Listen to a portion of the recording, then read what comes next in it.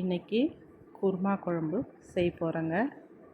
Bachelor பசங்களுக்கெல்லாம் ஈஸியாக எப்படி செய்கிறதுன்ட்டு தெரிஞ்சுக்கிங்க. தக்காளி 2, வெங்காயம் 2, கேரட் கொஞ்சம், பீன்ஸு, உருளைக்கிழங்கு, பச்சை பட்டாணி.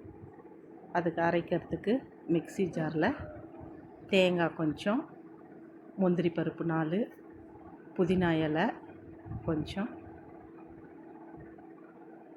வெங்காயம் கட் பண்ண வச்ச வெங்காயம், கட் பண்ணி வச்ச தக்காளி,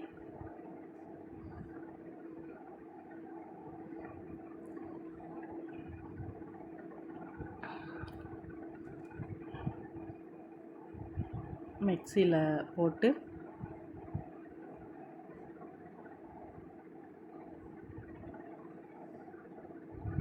நல்லா பேஸ்ட் மாதிரி கிரைண்ட் பண்ணிக்கிங்க. குக்கர் வைங்க. எண்ணெய் ஊற்றுறது வீடியோ எடுக்கலைங்க. எண்ணெய் ஊற்றிட்டோம்.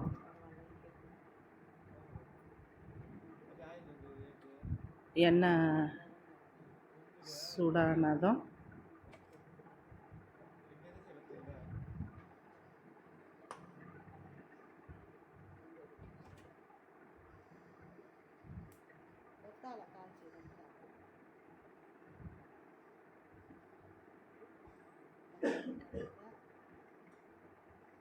ரெண்டு பட்டை, 2 கிராம்பு,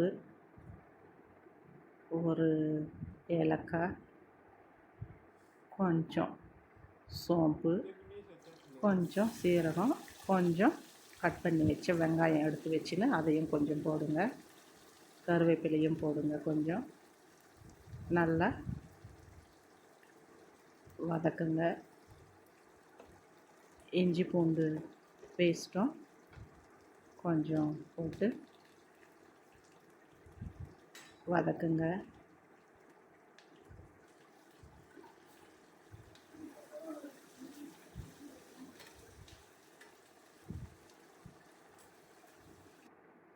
இஞ்சி பூண்டு பச்சை வாசனை போனதும் பேஸ்ட்டு ஊற்றிட்டு அரைச்சி வச்சது வதக்கி கட் பண்ணி வச்ச இருக்கிற காயெல்லாம் போடுங்க.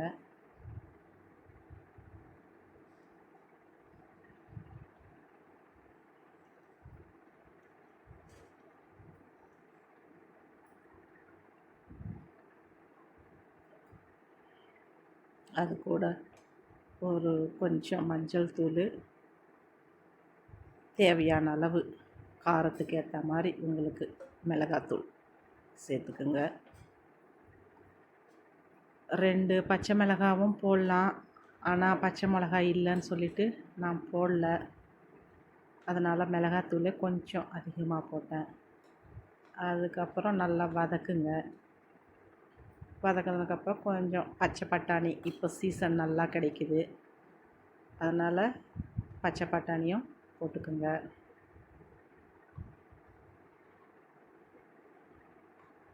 நல்லா கொஞ்சம் நேரம் வதக்குங்க, பச்சை வாசனை போகிற வரைக்கும். தேவையான அளவு உப்பு போட்டுக்குங்க.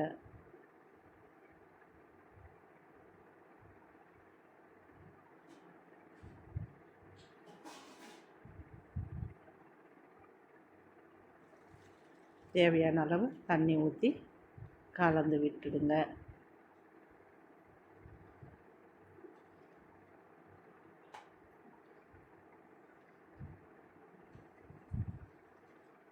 பார்க்கும்போதே கலர் நல்லா இருக்குது பாருங்கள்.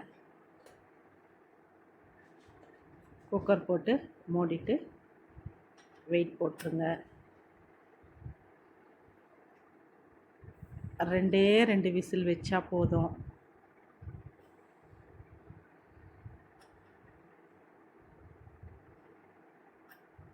வெந்துடுச்சு குருமா. மூடியை ஓப்பன் பண்ணிவிட்டு பாருங்கள், எவ்வளோ கமன்னு வாசனையாக நல்லா இருக்குங்க. வாசனை அப்படியே ஆளை தூக்குதுங்க. ஈஸியாக பண்ணிடலாம். இந்த மாதிரி பேச்சுலர் பசங்கள்லாம் இருந்தாங்கன்னா அவங்களுக்கு யூஸ்ஃபுல்லாக இருக்கும் இது.